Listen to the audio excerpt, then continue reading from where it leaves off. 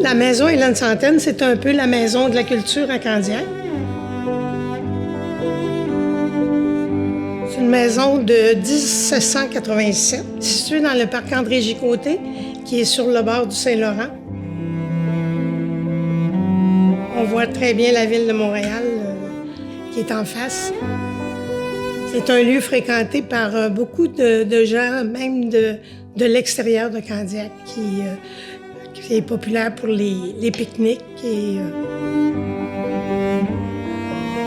y a eu quand même plusieurs résidents, mais les derniers résidents, c'est le docteur Melançon qui l'a habité. Et Madame Melançon, quand elle est devenue veuve, elle a vendu la maison à la ville de Candiac. C'est en 1967.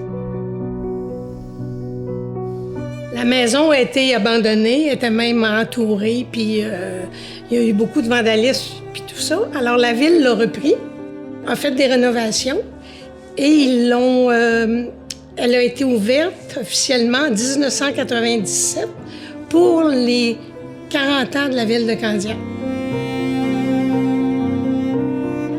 La fondation existe depuis 1987. Notre mission, c'est de développer les arts et la culture à Candiac et pour les environs. Il y a deux volets importants. Il y a le volet art visuel et aussi il y a le volet art de la scène qu'il ne faut pas négliger. La ville nous a confié la maison pour y faire nos activités. On a des expositions peinture 3 fois par année. On a des sons et brioches les premiers dimanches de chaque mois, juin, juillet, août. À l'intérieur, on a un spectacle à la Saint-Valentin, un spectacle à Noël. On a un marché des artisans en novembre.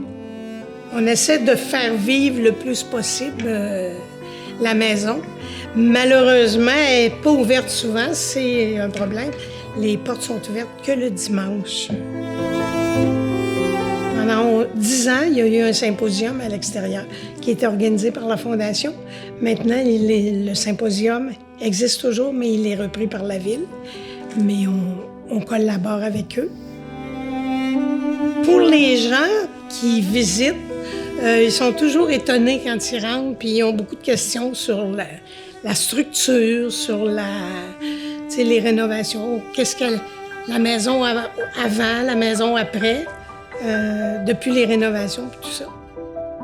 C'est notre maison de la culture, puis on en est fiers et on y tient.